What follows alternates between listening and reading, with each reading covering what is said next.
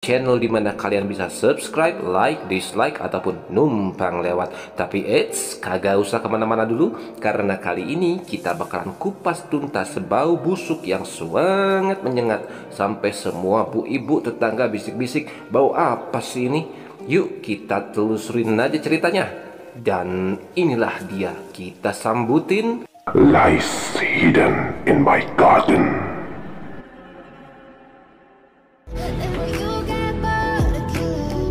Langsung saja bakar rokoknya, cubit kuenya, dan seruput kopinya. Di suatu hari nan indah dan cerah, kita dikenalin sama Munjuran, yaitu seorang istri dari keluarga kaya raya, sedang berjalan ke suatu rumah. Lalu dia terpaku di bawah tangga rumah tersebut. Mendengar suara gedebuk keras, Juran merasakan ada yang aneh di loteng rumah itu. Dengan nafas yang tak beraturan karena takut, Juran mencoba menaiki tangga gelap tersebut dan melihat sebuah pintu yang diketuk dengan keras. Juran lalu membuka pintunya dan melihat kakaknya yang telah tewas berjalan di lorong tersebut.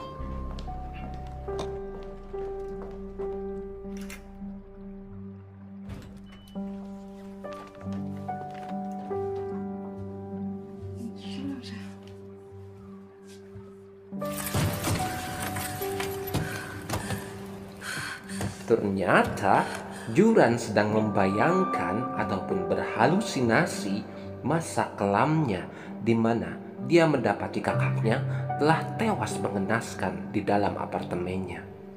Dengan semua gorden yang tertutup di rumah mewah tersebut, Juran mengintip beberapa tetangganya yang berkunjung serta bergunjing tentang bau busuk yang keluar dari arah rumahnya.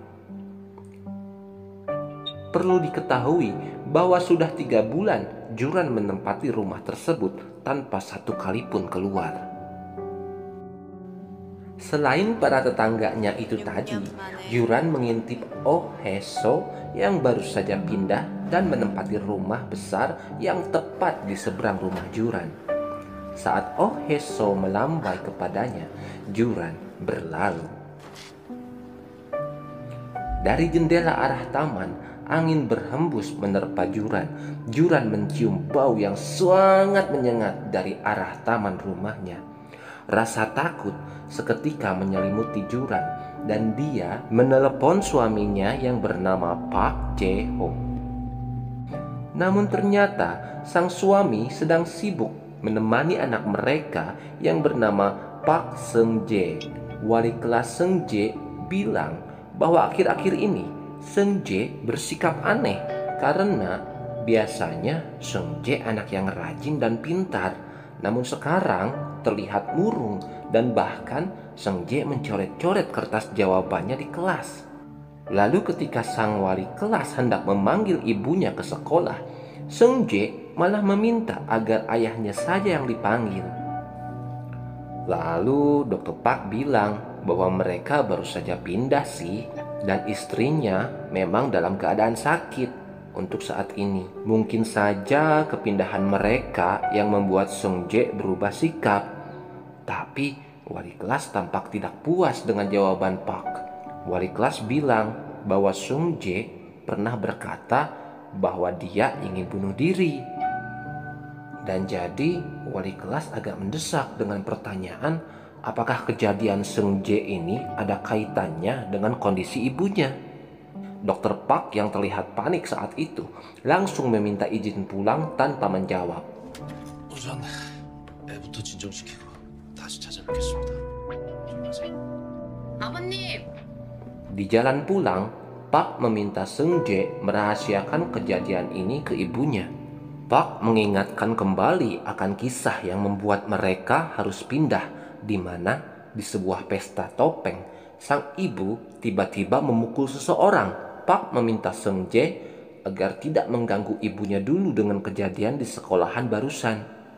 Kembali ke si Juran, karena penasaran walaupun takut, Juran mendekati arah bau busuk tersebut. Namun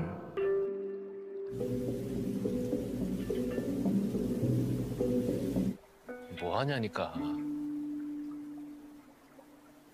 며칠 전부터 자꾸 나쁜 냄새가 나는 게 혹시 길고양이가 쥐라도 묻었나 해서 한번 파보려고요. Park bilang dia tak mencium bau busuk tersebut. Juran heran, lalu menanyai anaknya. Dan Sung Jae pun bilang bahwa dia tak mencium bau apapun. Angin kembali menerpa dan bau menyengat pun kembali tercium oleh Juran.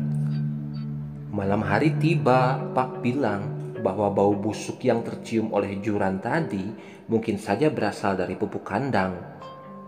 Dia mengingatkan Juran bahwa Juranlah yang meminta diberikan pupuk tersebut beberapa hari yang lalu. Si Haeseo sebagai tetangga baru yang tinggal di seberang rumah datang untuk berkunjung malam itu. Juran bisa mendengar pembicaraannya di layar intercom. Park menolak Haeseo karena katanya sudah terlalu malam. Namun sebelum Haeseo pergi, dia kaget karena mencium bau busuk yang menyengat hidungnya. Juran keheranan saat itu dan tersadar kembali mengapa suami dan anaknya tak dapat mencium bau busuk tadi. Sebelum tidur malam itu, Park melihat Juran yang melamun dan bertanya apa istrinya tersebut masih memikirkan bau busuk tadi. Juran menjawab, tidak. Lalu apakah Juran masih mendengar suara berisik di loteng rumahnya? Juran bilang, dia sudah tidak mendengarnya lagi.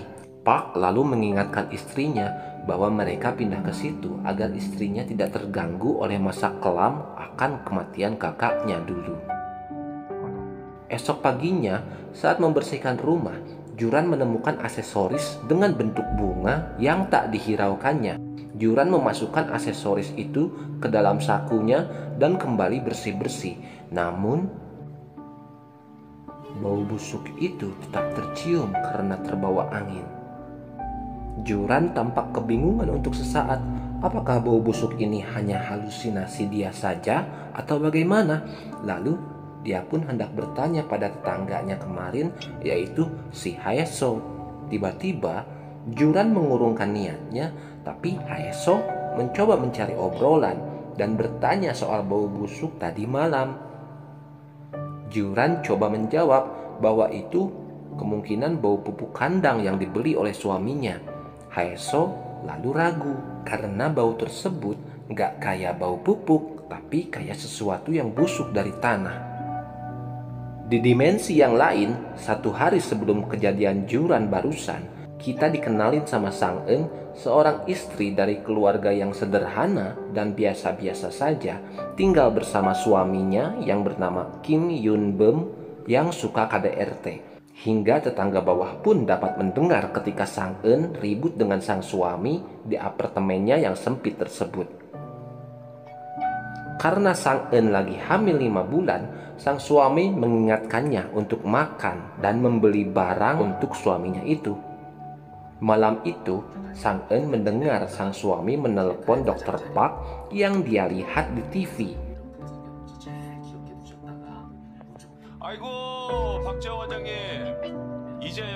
Yun Beom mengajak Park untuk bertemu dan memancing di sebuah area pancingan.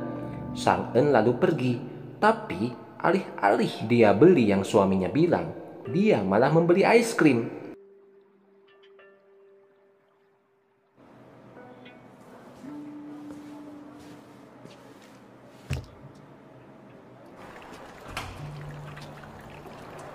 Begitu tahu, Yun Beom langsung saja memukuli sang istri.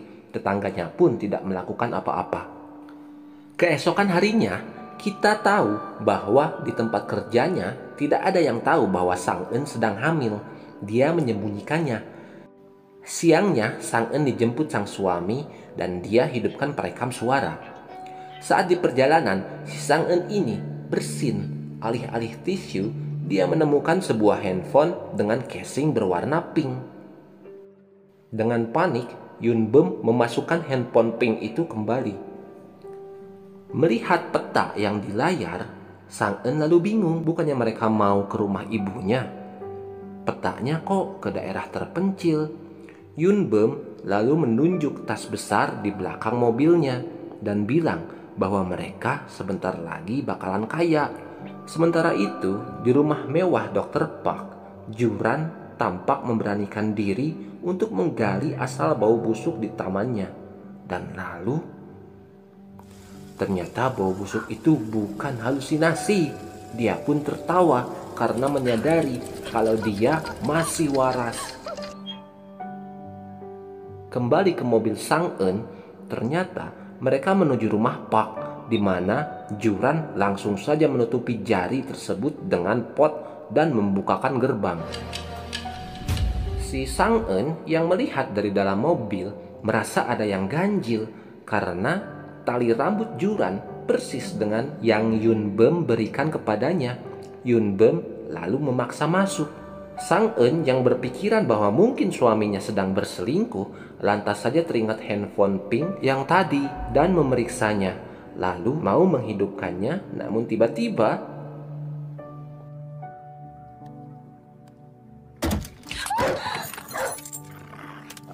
HP itu pun terselip. Di taman itu, Juran yang panik mengatakan bau yang tercium itu berasal dari pupuk kandang dan kembali menyuruh Yun Bum untuk pergi karena suaminya yang hendak dia temui sedang tidak ada di rumah. Tak bisa memasak Yun Bum, Juran mencoba menelepon suaminya dan mengintip Yun Bum yang tiba-tiba nggak ada di tempat dia tadi. Juran lalu panik, jangan-jangan tamunya ini menemukan jasad yang baru saja dia temukan barusan. Juran lalu melihat bayangan, lalu membuka gordennya. Ternyata Yun Bum malah memotretnya dengan alasan ingin memotret bagian dalam rumah itu karena desainnya yang sangat indah. Merasa Park tidak akan pulang, Yun Bum lalu berpamitan dan bilang bahwa dia akan menunggu Park di area pemancingan seperti kemarin dan mengancam jika Park tidak datang lagi kali ini, dia akan benar-benar marah. Tiba di mobil, Sang-eun bingung kenapa suaminya bilang bahwa mereka sebentar lagi akan tinggal di rumah milik Park tersebut. Seperginya Yun Bum, Juran menghubungi kembali suaminya yang tampak kaget dan pulang. Juran lalu menceritakan tentang jari-jari yang dia temukan. Park lalu mengeceknya. Juran yang masih dalam kondisi sakit tampak meminum obatnya. Setelah mengerjakan sesuatu dengan jari yang ditemukan Juran tadi, Park mendatangi Juran dan 당신 정말 많이 놀랬겠어. 몰래 땅속에.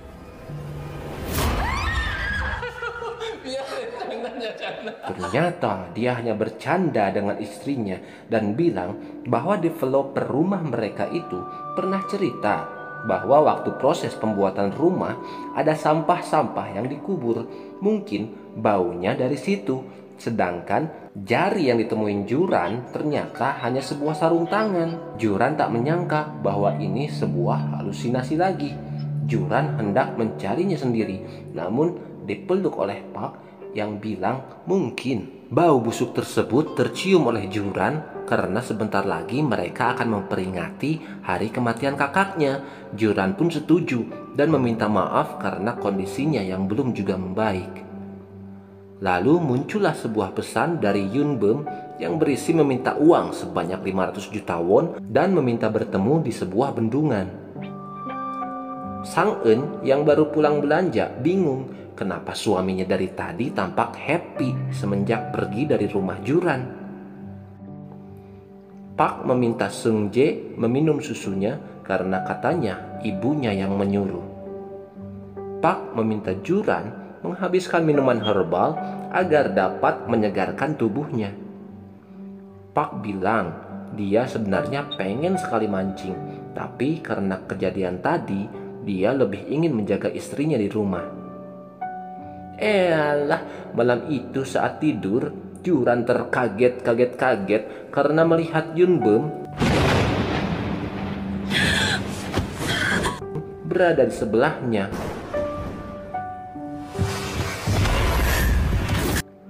Namun ternyata hanya mimpi. Melihat Pak gak ada di sebelahnya, Juran mengirimkan pesan ke suaminya. Kita kembali dulu ke Sang En yang berekspresi biasa-biasa saja begitu mengetahui suaminya tewas. Bahkan dia bertanya, apa Yun Bem benar-benar tewas? Para polisi pun kebingungan. Paginya, Juran bertanya, kapan suaminya pulang? Pak bilang dia nggak kemana-mana karena malam tadi hujan besar dan dia tidur di ruang buku. Pak lalu memberikan susu kepada Seung Jae yang lantas saja dihalangi oleh Juran yang bilang bahwa anaknya Seung Jae gak kuat minum susu dan dia akan segera sakit perut jika dia minum susu. Ngedenger itu, Seung Jae terdiam. Teringat tadi malam ayahnya bilang bahwa minum susu itu keinginan sang ibu. Kembali ke kantor polisi, Sang En bilang sejujur-jujurnya tentang kejadian sebelum suaminya tewas. Namun tidak soal tas besar yang dibilang suaminya akan diisi penuh dengan uang. Sepulangnya ke rumah, Sang En sungguh biasa-biasa saja dan membereskan barang-barang milik almarhum suaminya. Namun tiba-tiba dia menemukan sebuah kotak hitam yang ketika dibuka terlihatlah sebuah buku.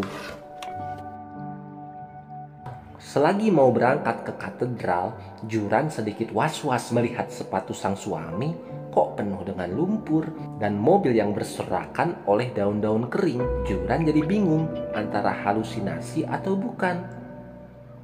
Di katedral, Haeso pun ternyata datang. Nah, di sini nih guys, terdengar rumor bahwa Haeso dulu membunuh suaminya di rumah yang Haeso tinggali saat ini. Sepulangnya dari beribadah, polisi datang menemui Pak dan hendak meminta keterangan tentang tewasnya Yun Bem di pemancingan dekat bendungan. Juran semakin kebingungan dan memikirkan suaminya yang kemarin malam tidak ada di rumah, dan sepatu yang berlumpur dan Yun Bem yang tiba-tiba ada di sebelahnya, dan lalu Juran pun pingsan. Terbangun dari pingsannya, Juran melihat Haeso yang konon membopong Juran saat dia pingsan tadi. Haeso saat itu bilang bahwa kini bau busuknya sudah tidak tercium lagi. Lalu Juran meminta Haeso untuk pulang karena dia katanya akan istirahat. Sebelum pulang, Haeso mengajak Juran mampir jika ada kesempatan karena dia hendak menunjukkan sesuatu pada Juran. Seperginya Haeso, Juran yang ingat kata-kata suaminya bahwa dia tidur di ruang buku segera mengecek rekaman CCTV dan menemukan file kosong yang sepertinya sudah dihapus. Pak pulang tapi langsung hendak pergi lagi melayat ke rumah dukanya Yun Bem. Juran ingin ikut dengan suaminya tersebut. Di rumah duka tersebut, ternyata Sang En teringat handphone pink di mobil dulu. Dia coba menelitinya, tapi ketika hidup, tiba-tiba sebuah telepon masuk yang marah-marah dan memanggilnya ibu.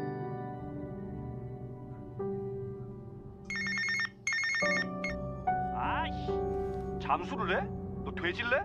지금 손님 밀렸다고. Selesai telepon itu ditutup, Sang En coba melihat galeri. Dia tertarik dengan foto-foto Pak dan juga sebuah video yang menayangkan seorang pria yang dibekap dan dirundung di sebuah kamar dengan seorang perempuan yang ada di atas ranjang sebagai latar belakangnya.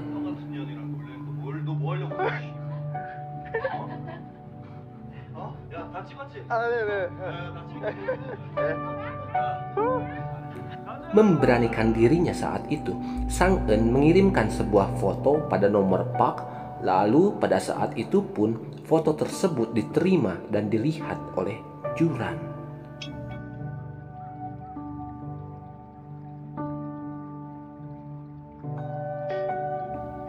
Dan filmnya pun tamat, bersambung ke episode selanjutnya.